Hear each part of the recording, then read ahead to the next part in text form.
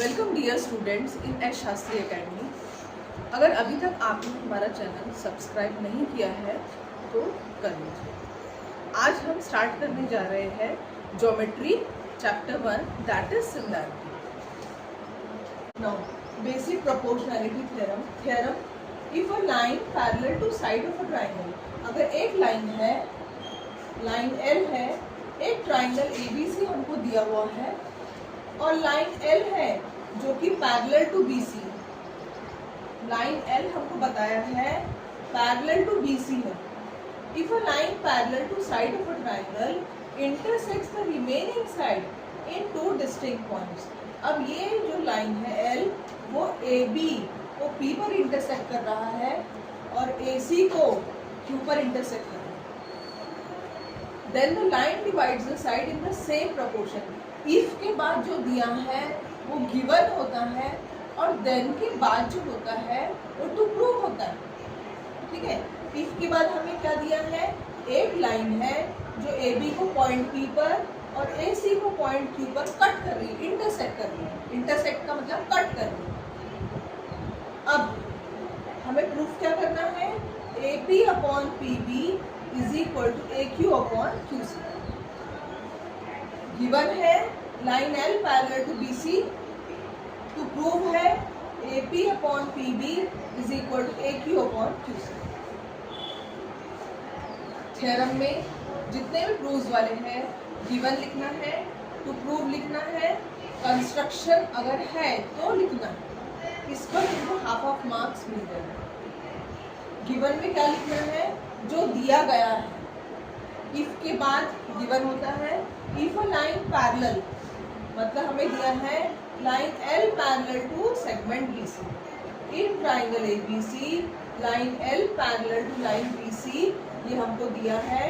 And line L intersects A B and A C. Line L जो है A B और ए सी को P और क्यू पर इंटरसेक्ट कर रहा है, ये भी हमें दिया है। टू प्रूव, क्या प्रूफ करना है, A P upon P B is equal to A Q upon Q C. ये हमें प्रूफ करना है। A P upon P B is equal to A Q upon Q C, ये हमको प्रूफ करना है। कंस्ट्रक्शन करेंगे, जॉइन पी सी। Construction में हम डॉटेड लाइन्स ड्रॉ करेंगे, join P C, join Q. अब एक प्रॉपर्टी ये सीख लो कि अगर एक ट्राइंगल है उसको हमने सपोज दो ट्राइंगल में डिवाइड कर दिया है, तो ये दोनों ट्राइंगल का क्योंकि वर्टेक्स एक ही है तो दोनों ट्राइंगल का हाइट जो रहेगा सेम, बेस अलग रहेंगे पर हाइट जो है वो सेम रहेगा क्योंकि इनका वर्टेक्स सेम है इसलिए। तो ये थ्योरी हम इसमें यूज करने वाले हैं। चलो ना प्रूफ को मैं ऊपर से देखती हूँ।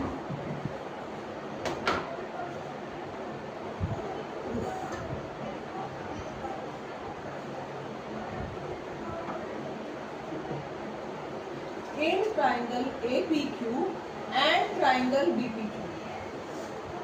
ए पी क्यू ये ट्राइंगल है, बी पी क्यू ये ट्राइंगल। सो हम लेंगे in triangle A P Q and triangle B P Q, दोनों ट्राइंगल का वर्टेक्स सेम है क्यू। अगर दोनों ट्राइंगल का वर्टेक्स सेम है तो दोनों ट्राइंगल की हाइट सेम हो जाएंगी। सो हम क्या कहेंगे, area of triangle A P Q upon area of triangle P B Q.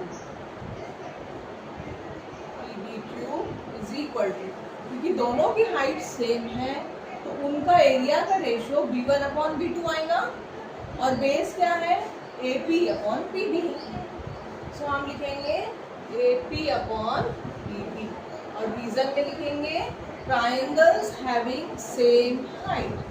ये हम रीजन में लिखेंगे triangles having same height.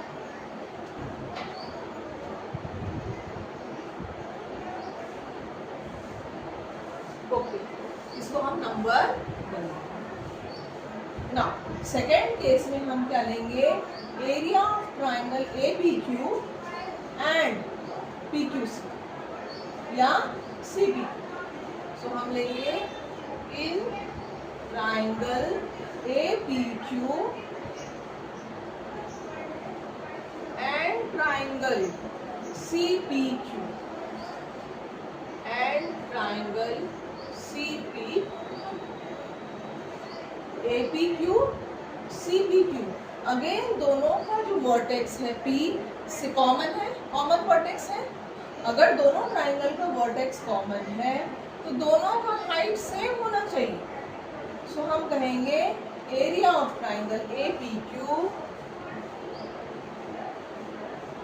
Upon area of triangle CPQ is equal to base 1 upon base 2, that is AQ upon QC। और reason इसको number 2 देंगे हम नाम, और रीजन लिखेंगे triangles having same height. Number 1 आ गया। नंबर 2, अब नंबर 3 पे चलते हैं। अब नंबर 3 हम क्या करेंगे, अब देखो ये जो लाइन है PQ या लाइन L जो है वो BC को पैरेलल है। ये लाइन, ये दोनों लाइन पैरेलल है। कोई भी दो लाइन अगर पैरेलल होती है तो उनके बीच का हाइट हमेशा सेम रहता है, ये हमने पढ़े। उनके बीच का डिस्टेंस सेम रहता है, तो इसका मतलब उनकी जो हाइट है कहीं से भी ड्रॉ करेंगे तो सेम रहेगा। तो ये जो है फिगर, इनके बीच का जो हाइट है, डिस्टेंस है, हर जगह पर सेम रहता है क्योंकि ये पैरेलल लाइन है। तो triangle BPQ and triangle CPQ, triangle BPQ CPQ दोनों के हाइट सेम है और बेस भी सेम है PQ, तो दोनों का बेस सेम है, हाइट सेम है। हमने ये पढ़ा है जिस ट्राइंगल के बेस और हाइट सेम होते हैं तो उनका एरिया इक्वल हो जाता है। तो हम कहेंगे area of triangle PBQ is equal to area of triangle CPQ। तो अब अपन ऐसा लिखेंगे, कैसे लिखेंगे, triangle PBQ and triangle CPQ, जो यहाँ पर लिखा है वही लिखना है, and triangle CPQ lies between two parallel lines, दो पैरेलल लाइन के बीच में रहते हैं दोनों, और have same base and have same base।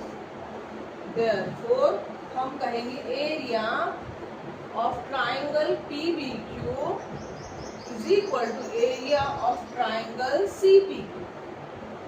इसको नंबर 3 देंगे।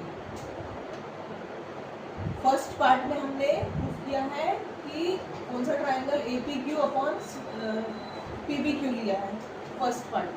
सेकेंड में APQ एंड CPQ लिया। अब थर्ड पार्ट में हम कौन सा प्रूफ कर रहे हैं, ट्राइंगल कौन सा वाला, PBQ एंड CPQ। जो हमने यहाँ पर नाम यूज किया है वही नाम को यहाँ पे भी यूज करना है, अदरवाइज गड़बड़ हो जाएगी। ख्याल रखना है ये जो नाम लिखे अपन ने और ये जो नाम है बीच के नीचे में डिनोमिनेटर वो ही हमें यूज करना है, उसको चेंज नहीं करना है, अदरवाइज गड़बड़ हो जाएगी। तो हम लिखेंगे देयरफॉर फ्रॉम 1, 2 एंड 3। अब 1, 2, 3 से क्या प्रूफ होता है, देखो APQ नंबर 1, नंबर 2, नंबर 3। देखो APQ है ऊपर में, यहाँ पर भी APQ है, फर्स्ट में APQ है, सेकंड में भी APQ। फर्स्ट में एरिया ऑफ ट्राइंगल PBQ है, नीचे में डिनोमिनेटर में यहाँ एरिया ऑफ ट्राइंगल CPQ। और हमने प्रूफ कर दिया है कि PBQ और CPQ दोनों इक्वल है। अगर दोनों इक्वल है तो इसका मतलब ये जो पोर्शन है और ये जो पोर्शन है इक्वल हो गया।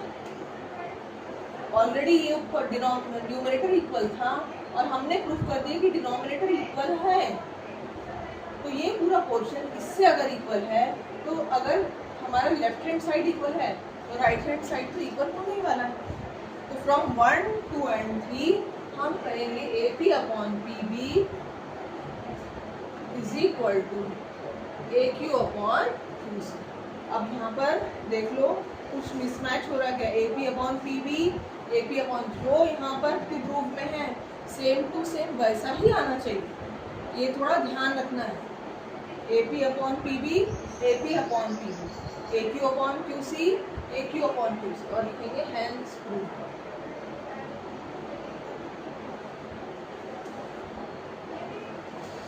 Triangle converse of basic proportionality theorem. Converse of basic proportionality theorem जो है उसका क्या मीनिंग है? तो कन्वर्स का मीनिंग हमेशा होता है उल्टा। जो हमने डायरेक्ट बीपीटी किया था उसमें हमें दिया था लाइन पैरेलल है। कन्वर्स में हमें प्रूफ करना है कि line to prove we have to prove that the line is parallel। हमें दिया क्या रहेगा? if हमें ये दिया रहेगा AP/PB is equal to AQ/QC then if के बाद जो रहता है वो गिवन है, गिवन और then के बाद to prove then line L parallel to segment BC। Converts में और डायरेक्ट में ये फर्क होता है कि जो उसमें दिया रहता है डायरेक्ट में वो इसमें टू प्रूव हो जाता है और जो टू प्रूव रहता है डायरेक्ट में कन्वर्ट्स में वो गिवन रहता है। तो converts of basic proportionality theorem ये पूछते नहीं है पर इसका रीजन हमको देना पड़ता है। तो इसका रीजन क्या है? If AP/PB is equal to AQ/QC मतलब दोनों साइड्स की रेशियो प्रपोर्शन में है, then line L would be parallel to BC। अगर ऐसा रेशियो कोई ट्राइंगल में दिया हुआ है AP/PB is equal to AQ/QC then line L will be parallel to segment BC। समझो कन्वर्स? लिख दो बस इसका। No angle bisector theorem. अब एंगल बाइसेक्टर थ्योरम जो है उसका क्या पर्पस है? थ्योरम है the bisector of an angle of a triangle divides the side opposite to the angle in the ratio of remaining side. जैसे ही हम थ्योरम का स्टेटमेंट पढ़ते हैं तो हमारा दिमाग पूरा गोल हो जाता है, समझ में नहीं आता है कि क्या पूछा, क्या गिवन, ये समझ में हमको नहीं आता है। अब इसमें एंगल बाइसेक्टर थ्योरम है ये हमको तो समझ में आ रहा है। अब इसका मीनिंग क्या है? हमको एक ट्राइंगल ABC दिया है और बाइसेक्टर ऑफ एंगल C दिया है। बाइसेक्टर का मतलब होता है एंगल C को 2 इक्वल पार्ट्स में डिवाइड कर रहा है। कौन सा सेगमेंट? रे CE जो है एंगल C को 2 इक्वल पार्ट्स 1, 2 जो है ये दोनों इक्वल पार्ट्स हैं तो 2 इक्वल पार्ट्स में ये डिवाइड कर रहा है। To prove AE/EB is equal to AC/CD। अब इसका मतलब क्या है? एक ऑर्डिनरी ट्राइंगल लेती मैं, सपोज ACB ऐसा ट्राइंगल है, ये दोनों एंगल इक्वल है तो हमको प्रूफ क्या करना है? प्रूफ करना है हमको AE/EB is equal to AC/CD। ये हमको प्रूफ करना है। गिवन क्या है? CE जो है हमारा एंगल बाइसेक्टर है। एंगल बाइसेक्टर होने की वजह से ये दो एंगल हमने नाम दिया है 1 and 2, दोनों भी एंगल इक्वल है। ओके, अब कंस्ट्रक्शन क्या करेंगे? ड्रॉ अ लाइन, ये कंस्ट्रक्शन है हमारा। Draw line parallel to CE। ये हमारा जो CE है, सपोज यहाँ पर CE है, हम एक लाइन ऐसा ड्रॉ करेंगे, लंबी लाइन जो CE को CE को पैरेलल लगे, यहाँ नहीं दिख रहा है पर ये पिक्चर में देखना है। CE ये है, एक हमने लाइन ड्रॉ किया है BD जो कि CE को पैरेलल है, और उसके बाद में CD को हम ज्वाइन करेंगे, CD को आगे बढ़ा देंगे। ये हमारा कंस्ट्रक्शन है। Is it okay?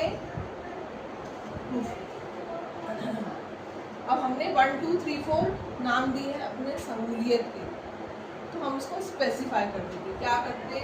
Angle in triangle ACB रे CE is angle bisector of angle ACB। CE जो है एंगल बाइसेक्टर है ACB का, therefore angle 1 is equal to angle 2। और रीजन में हम लिखेंगे बाय एंगल बाइसेक्टर बाय, ये लिख दिया अपन ने रीजन, इसको रीजन लिखने की जरूरत नहीं, इसको नंबर 1 हम दे देंगे। 1 and 2 आर इक्वल, क्योंकि CE जो है एंगल को बाइसेक्ट कर रहा है। नाउ आगे बढ़ेंगे अपन। Line CE and BD are parallel, हम लिखेंगे line CE and BD are parallel and CB is a transversal. Line CE parallel to line BD and segment CB is a transversal। Therefore हम लिखेंगे angle 2 is equal to angle 3, और reason लिखेंगे corresponding angle are equal।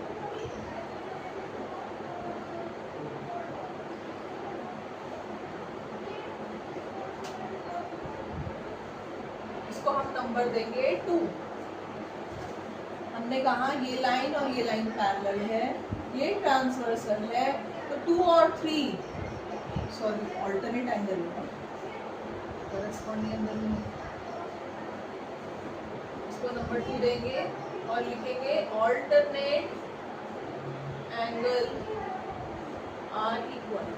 अब alternate angle होता क्या है, हमने शायद 7 से पढ़े हैं, Z बनाता है वो, ये दोनों एंगल को हम कहते हैं ऑल्टरनेट एंगल। सपोज हम ये ले रहे 2 ये 3, तो Z जो बनाता है, तो Z पे 2 एंगल बन रहे हैं 2 और 3, ये दोनों एंगल इक्वल होते हैं। वैसे ही यहाँ पर देखो Z क्रिएट हो रहा है, और ये एंगल और ये एंगल ऑल्टरनेट एंगल कहलाते हैं and that are equal. So हम कहेंगे angle 2 is equal to angle 3। 1 2 से इक्वल है, 2 3 से इक्वल, ये हमारा पार्ट हो गया। अब हम कहते हैं कि CE is parallel to DB and AD is a transversal। हमने कंस्ट्रक्शन में क्या किया है, CE और DB को पैरेलल बताया है और AD हमारा ट्रांसवर्सल में है। तो हम लिखेंगे line CE parallel to line DB and AD is a transversal। AD is a transversal। Therefore, angle 1 is equal to angle 4, और इसका रीजन है 1 और 4 कैसे एंगल है, करस्पॉन्डिंग एंगल। इसको नंबर 3 देंगे और रीजन लिखेंगे करस्पॉन्डिंग एंगल्स आर 1 2 से इक्वल है, 2 3 से इक्वल है, और 1 4 से भी इक्वल है। तो from 1 2 and 3 we can say that 4 and 3 are equal। 1 2 से इक्वल है, 2 3 से इक्वल है, अब 1 4 से भी इक्वल बता दिया हमने, तो 3 और 4 इक्वल है। तो हम लिखेंगे therefore from 1 2 and 3 हम कहेंगे एंगल 4 इक्वल टू एंगल 3। 4 और 3 ये दोनों भी इक्वल, अगर 4 और 3 दोनों भी इक्वल है, एक ट्राइंगल है जिसमें ये ट्राइंगल कंसिडर करो CDB, 4 और 3 दोनों इक्वल है, तो ये ट्राइंगल हो गया। एक ट्राइंगल के अगर दो एंगल इक्वल है तो वो आइसोसेलेस ट्राइंगल होता है। तो इसका मतलब CDB हमारा आइसोसेलेस ट्राइंगल हो गया। तो अगर आइसोसेलेस है तो 3 के अपोजिट में CD है और 4 के अपोजिट में CB है, तो CD will be equal to CB। तो डायरेक्टली हम लिखेंगे यहाँ शुरू कर रही हूँ मैं, CD इक्वल टू CB और रीजन लिखेंगे आइसोसेलेस ट्राइंगल। जब 4 और 3 इक्वल है तो उनके अपोजिट साइड्स भी इक्वल होते हैं, तो CD equal to CB। Now अब in triangle ABD CE is parallel to BD,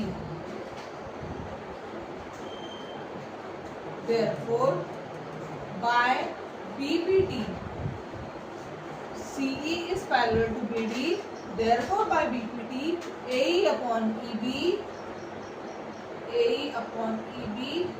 is equal to AC upon CD। इसको हम नंबर क्या देंगे, यहाँ 4 दे दो और यहाँ 5 दे दो।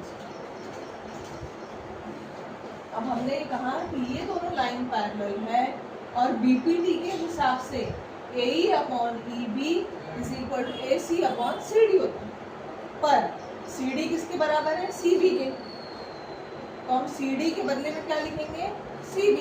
सो हम लिखेंगे AE upon EB is equal to AC upon CB और लिखेंगे कहाँ से लाए हमने, फ्रॉम 5। अब हमारा मैच करना क्या, टू प्रूफ चेक करेंगे AE upon EB is equal to AC upon CB। कभी कभी यहाँ CB के बदले BC आ सकता है, तो उसको इंटरचेंज करना, और जैसे यहाँ टू प्रूफ में लिखा है वैसे ही हमारा लास्ट सेगमेंट आना चाहिए। Hence